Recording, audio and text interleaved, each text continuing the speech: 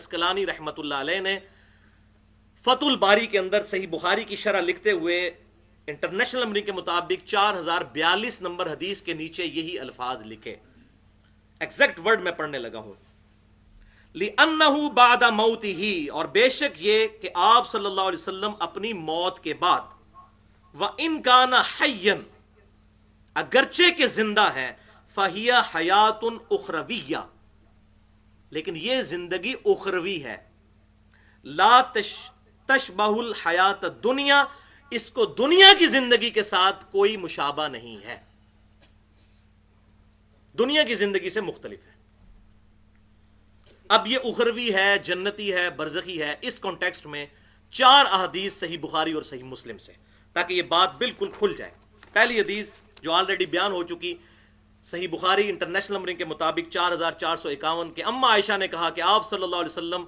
का लुआब दहन मुबारक और मेरा थूक अल्लाह ताला ने उस दिन जमा कर दिए, आखिर यौम मिन दुनिया व अव्वल यौम मिन अल आखिरा, उस दिन के जो हुजूर सल्लल्लाहु अलैहि वसल्लम की दुनिया की जिंदगी का आखिरी दिन था और आखिरत की जिंदगी का पहला दिन, लिहाजा वो आखिरत की जिंदगी है, दुनियावी जिंदगी नहीं है, जिस तरह हमारे बरेलवी मकतबा फिक्र या देवबंद मकतबा फिक्र का हयाती ग्रुप कहता है। ममाती तो खैर बिल्कुल ही राय रात से हट चुके हैं, वो तो बिल्कुल डेविएट हो चुके हैं, वो इंशाल्लाह आ भी जाएगी बात। दूसरी हदीस भी सही बुखारी और सही मुस्लिम की मुत्तफकुन अलैह हदीस है कि सैयदा आयशा रदियल्लाहु ताला अन्हा कहती हैं कि आप सल्लल्लाहु अलैहि वसल्लम अक्सर ये बात इरशाद फरमाया करते थे कि अल्लाह ताला किसी नबी को उस वक्त तक मौत नहीं देता जब तक कि जन्नत में उसको उसका मुकाम ना दिखा दे। ये आप अक्सर कहा करते थे, लेकिन मैंने कभी इस बात पर तवज्जो नहीं की थी, लेकिन जब हुजूर की बीमारी के दिन आए तो मुझे ये हदीस याद आ गई, और आप सल्लल्लाहु अलैहि वसल्लम को बीमारी के दौरान जब गशी की कैफियत हुई, उससे अफाका हुआ, तो आप सल्लल्लाहु अलैहि वसल्लम ने अपना सर मुबारक आसमान की तरफ उठाया और कहा, अल्लाहुम्मा रफीकुल आला, ऐ अल्लाह उन आला लोगों के साथ मुझे भी शामिल कर दे। तो अम्मा आयशा कहती मुझे वो हदीस याद आ गई कि हुजूर सल्लल्लाहु अलैहि वसल्लम को जन्नत में मुकाम दिखाया जा रहा है। अल्लाह अकबर कबीरा। और फिर बुखारी और मुस्लिम का जो दूसरा तुरुक है उसमें आगे अल्फाज ये हैं कि आप सल्लल्लाहु अलैहि वसल्लम फिर ये आयत पढ़ी, सूरह निसा की आयत नंबर 69, मअल्लज़ीना अनअमल्लाहु अलैहिम मिनन नबिय्यीन वस्सिद्दीक़ीन वश्शुहदाई वस्सालिहीन, यानी अल्लाह और उसके रसूल की इताअत करने वाले लोगों को साथ मिलेगा उन लोगों का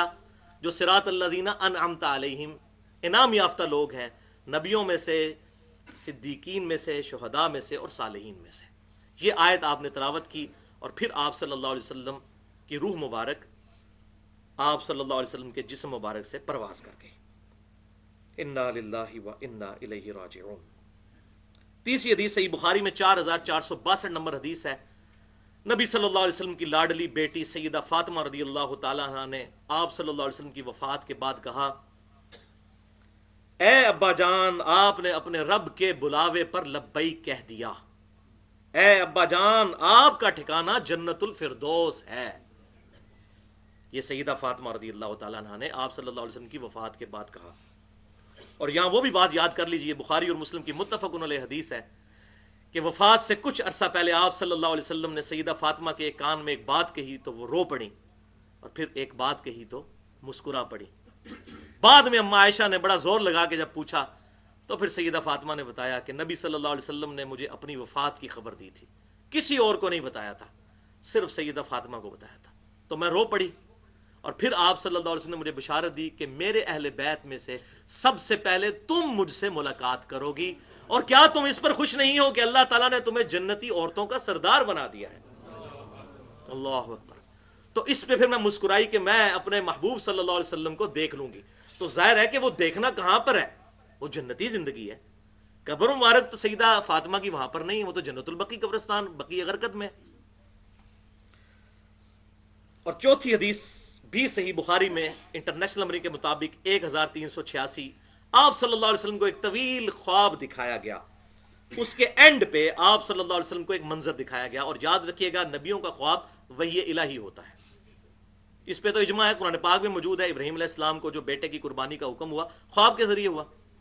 उस तवील ख्वाब के एंड पे आप सल्लल्लाहु अलैहि वसल्लम ने जब सर मुबारक ऊपर उठाया تو بادل کی مانند کوئی شے نظر آئی، تو جبریل سے پوچھا یہ کیا ہے؟ تو انہوں نے کہا یا رسول اللہ صلی اللہ علیہ وسلم یہ آپ کا مقام ہے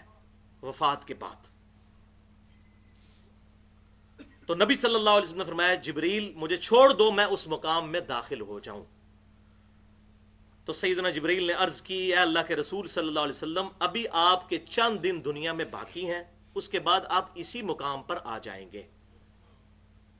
تو اس سے بھی بات پتہ چلی کہ یہ اخروی مقام جنتی مقام ہے، لیکن اس سے یہ بات بھی پتہ چلی کہ آپ صلی اللہ علیہ وسلم یہ خواب دیکھ رہے تھے اور آپ نے کہا کہ مجھے میرے مقام میں داخل ہونے دو، تو اگر آپ داخل بھی ہوتے تو آپ صلی اللہ علیہ وسلم کی روح مبارک داخل ہوتی، جسم مبارک تو یہی تھا، اور اس روح اور جسم کا تعلق جو ہے وہ انشاءاللہ آگے چل کے آپ کو احادیث میں انشاءاللہ کلیئر ہو جائے گا۔ بھائیو، ہم نے اب تک جتنی احادیث سنی ہیں اس سے ثابت ہوا کہ آپ صلی اللہ علیہ وسلم کی جو زندگی ہے اخروی ہے، برزخی ہے اور جنتی ہے، لیکن ساتھ ہی ساتھ آپ صلی اللہ علیہ وسلم کی قبر مبارک میں زندگی جسمانی بھی ہے اور روحانی بھی ہے، لیکن اس کی کیفیت، اس کا موڈ برزخی ہے۔ اور میرا اس ویڈیو کے ذریعے چیلنج ہے کہ 1956-57 سے پہلے اس روئے ارض پہ کوئی بھی مسلمان ایسا ایگزسٹ نہیں کرتا تھا کہ جس کا یہ عقیدہ ہو کہ آپ صلی اللہ علیہ وآلہ وسلم اپنی قبر مبارک میں زندہ نہیں ہے۔ کسی کا یہ عقیدہ نہیں تھا۔ یہ دیوبند کا ایک آف شوٹ نکلا، دیوبندی مماتی گروپ، عنایت اللہ شاہ بخاری اور پھر ان کے سارے فالورز، انہوں نے یہ پہلی دفعہ چوہا چھوڑا کہ جی شہید جنت میں ہیں تو نبی ان قبروں میں کیا کر رہے ہیں، معاذ اللہ استغفر اللہ۔ ان کو بیچاروں کو پتہ ہی نہیں کہ آپ سے ان کی قبر مبارک تو خود جنت کے ٹکڑے میں۔ اب اتنی بھی عقل کام کر جاتی تو پھر بات سمجھ آ جاتی کہ وہ جنت کا ٹکڑا کیوں تھا،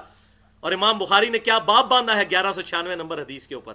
قبر رسول کے حصے کی فضیلت، قبر سے لے کے ممبر تک کے حصے کی فضیلت۔ صحیح بخاری پڑھ لیتے غور سے تو بات سمجھ آ جاتی۔ پوری دنیا میں 1350 سال تک کسی کا یہ عقیدہ نہیں تھا جو دیوبند کے مماتی گروپ نے انجیکٹ کیا امت کے اندر، اور الحمدللہ وہ کامیاب بھی نہیں ہو سکا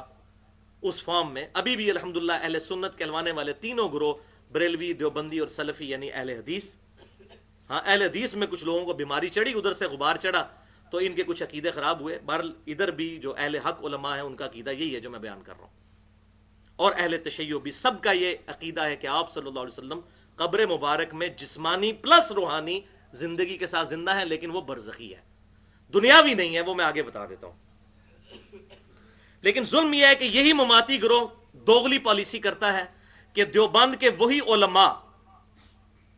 جنہوں نے دیوبند مدرسہ بنایا 1867 کے اندر، جس سے پہلے دنیا میں کوئی دیوبندی نہیں تھا، انہی علماء کو رحمت اللہ علیہ بھی کہتے ہیں،